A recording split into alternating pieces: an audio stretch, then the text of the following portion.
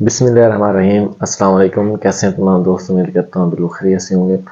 अच्छा दोस्तों, आज बात करते हैं पोटाश के बारे में कि गन्नम की फसल को पोटाश की कब ज़रूरत होती है और कितनी ज़रूरत होती है, और पोटाश के इस्तेमाल के फ़ायदे के बारे में बात करेंगे। और पोटाश अगर हम लोग इस्तेमाल नहीं करते तो उससे क्या नुकसानात हो सकते हैं, उसके बारे में बात करेंगे। अगर आप लोग नए हैं मेरे चैनल पर, यूट्यूब चैनल पर, तो उसे सब्सक्राइब कर लें। फेसबुक पर अगर आप लोग देख रहे हैं तो चैनल को फॉलो कर लें, ताकि प्लांट से रिलेटेड जितनी भी वीडियोज़ आ रही होती हैं वो आपको बर वक्त मिलती रहें। जी, जैसा कि हमारी किसी भी फसल में जहाँ पर फास्फोरस, मैक्रोन्यूट्रिएंट्स हो गए, बोरान, नाइट्रोजन का इस्तेमाल होता है, वो हमारी फसल की अहम ज़रूरियात होती हैं। वहाँ पर हमारी पोटाश भी बहुत ही अहम किरदार अदा कर रही होती है। और हमारी फसल को स्पेशली अब जैसे कि वीट का सीज़न चल रहा है, गन्नम का सीज़न चल रहा है, तो हमारी गन्नम को पोटाश की बहुत ज़्यादा ज़रूरत होती है। बज़ाहिर तो हमें पोटाश नज़र नहीं आती, कि उसके फ़ायदे नज़र नहीं आते। मिसाल के तौर पर कि जैसे कि जिस टाइम हमारी फसल बिल्कुल लशकरीन खड़ी होती है, बिल्कुल ओके खड़ी होती है, हम देखते हैं कि बिल्कुल ये ठीक है। उसके बाद हमारी जिस टाइम फसल हार्वेस्ट हो चुकी होती है, दानों का जो ढेर लगा हुआ होता है, वहाँ पर ही हम कहते हैं कि माशाल्लाह हमारी जो फसल है बहुत ज़्यादा हो चुकी है, बिल्कुल ओके की रिपोर्ट होती है। लेकिन जिस टाइम हम उसका वज़न करने लगते हैं, तो जहाँ पर हम लोग उम्मीद लगाए बैठे होते हैं कि हमारी फसल 60 मन आएगी, 55 मन आएगी या फिर 65 मन आएगी, तो वहाँ पर जो हमारी पैदावार है वो मुश्किल 35 से 40 मन पर आकर रुक जाती है। जबकि जो आपके गट्टू होते हैं या फिर जो आपके फसल का ढेर लगा होता है वो बहुत ही ज़्यादा होता है। क्या वजह होती है? बेसिक मेन वजह यही होती है कि आपने पोटाश का इस्तेमाल नहीं किया होता। आप सब लोग जानते हैं कि जो पोटाश आपकी जो दाने की भराई है उसमें बहुत अहम किरदार अदा करती है। जितना भी आपके पौधे ने जान बनाई होती है वो सारी की सारी भूसे में चली जाती है। जो आपका भूसा होता है वो बहुत ज़्यादा हो जाता है, तो उसका आपको फ़ायदा नहीं है। मीन के आपके पौधे ने जितनी भी ताकत बनाई होती है, जान बनाई होती है, अगर वो भूसे में जानी है तो फिर आपको उसका फ़ायदा नहीं है। तो आपने क्या करना होता है कि उस जान को, जो आपका एक, जिसे हम लोग फ्लैग लीफ कहते हैं, झंडा पत्ता कहते हैं, जो उसकी सारी ताकत होती है, हमने उस ताकत को निचोड़ कर अपने दाने में लेकर आना होता है, ताकि जो हमारे दाने का है उसकी भराई अच्छी हो, उसका जो वज़न है वो ज़्यादा हो। जितना वज़न ज़्यादा होगा हमारी उसमें अपनी गन्नम की पैदावार भी ज़्यादा होगी। बेसिकली अगर महकमा ज़राअत की बात की जाए, तो महकमा ज़राअत जब जो सिफारिश करता है कि वो मीन के स्टार्ट में गन्नम की बुआई के वक्त ही कहता है कि आपने सारी की सारी पोटाश का इस्तेमाल कर देना है। लेकिन मैं नहीं समझता, क्योंकि हमारी ज़मीनें मुख्तलिफ किस्म की हैं। कहीं पर कुछ रेतली हैं, कुछ नमकियात वाली हैं, कुछ कलराठी हैं। मीन के पीएच लेवल किसी का भी ओके नहीं है, जहाँ पर मीन के हम सेटिस्फाइड हम लोग कह सकें कि देखें ये जो मेरी ज़मीन है ये बिल्कुल ओके है। एक तो हम लोग अपनी ज़मीनों का मुआयना नहीं कराते, हमें किसी चीज़ का पता नहीं होता, हमने हर चीज़ अंदाजे के मुताबिक डालनी होती है। अगर हम लोग ये तमाम चीज़ें एक साथ इकट्ठी इस्तेमाल कर लेते हैं, तो मैं समझता हूँ कि कुछ हिस्सा हमारी फसल को मिलता है, बाकी वो ज़मीन में पड़ा रहता है, जिससे हमारे जो पौधे होते हैं उसी को यूटिलाइज नहीं कर पाते। तो हमें क्या करना चाहिए? हमने थोड़ा थोड़ा कर अपनी फसल को देना चाहिए, ताकि जितना दें वो हमारी फसल उसको इस्तेमाल कर सके।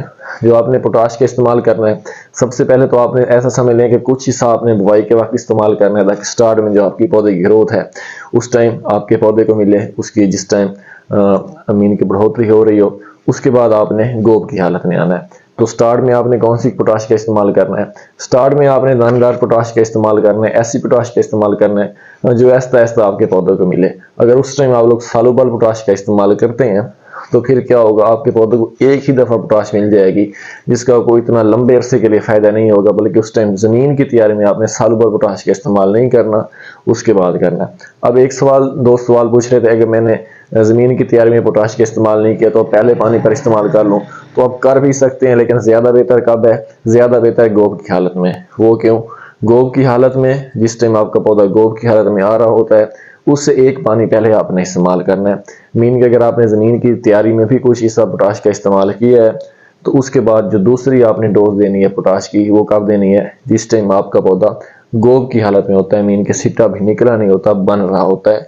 सिट्टा जिसने बन रहा होता है साफ ज़र, उसमें दाने भी बन रहे होते हैं, उसकी भराई का अमल हो रहा होता है, दूधिया हालत में होता है, तो उस टाइम आपको पोटाश की ज़रूरत होती है। उस टाइम आपने पोटाश का इस्तेमाल लाजमी करना है। जितनी पोटाश आप इस्तेमाल करेंगे उतनी दाने की भराई अच्छी होगी और उतना वजनी दाना होगा।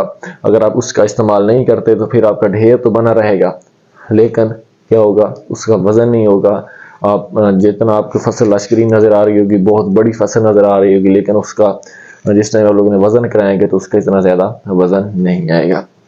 इसके नुकसानात देखें, जिस टाइम आप लोग सिर्फ 2 चीज़ों के ऊपर इन्हिसार करते हैं, मिसाल के तौर पर आपने फास्फोरस के ऊपर इन्हिसार किया है, उसके बाद आप नाइट्रोजन के ऊपर इन्हिसार करते हैं, सिर्फ ये 2 एप्लीकेशन देते रहते हैं, आपकी फसल बड़ी होती रहती है, तो उससे क्या होता है, एक तो जो आपकी फसल है, जैसे कि आमतौर पर हम लोग 50 किलोग्राम फी एकड़ में बीज का इस्तेमाल करते हैं, तो हमारी जो फसल का तना होता है इतना मजबूत नहीं होता।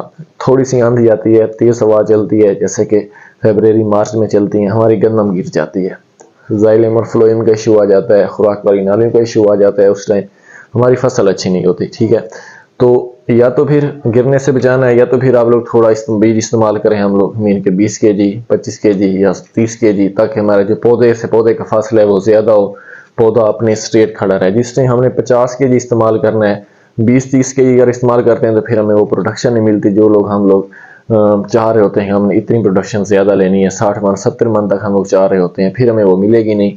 50 मन इस्तेमाल करते हैं, उसमें हम लोग पोटाश का इस्तेमाल नहीं करते। जिस टाइम पोटाश का इस्तेमाल नहीं करते हम लोग, फिर सारी स्टोरी वहीं आ जाती है जहाँ से हमने शुरू की थी।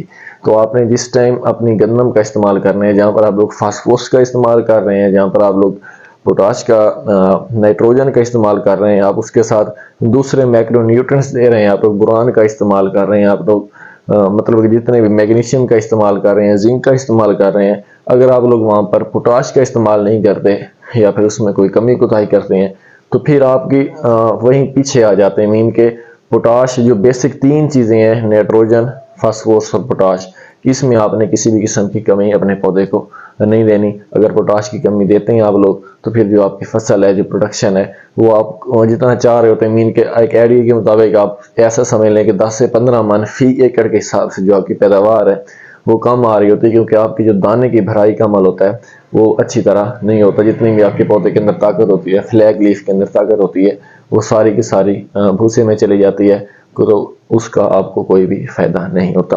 तो अगर पोटाश से रिलेटेड या फिर इस वीडियो से रिलेटेड जो कि मैंने पोटाश से रिलेटेड बनाई है, आपका कोई भी सवाल है तो आप लोग लाजमी पूछ सकते हैं। अगर कोई आइडिया है तो वो भी शेयर कर सकते हैं, क्योंकि मेरी कोशिश होती है कि जितना मेरे नॉलेज में होता है, मेरा अपना ज़्यादा तजर्बा होता है, मैं वही आप लोगों से के साथ शेयर करता हूँ। अगर आप लोग अपना आइडिया शेयर करते हैं तो मुझे बहुत ज़्यादा खुशी होगी।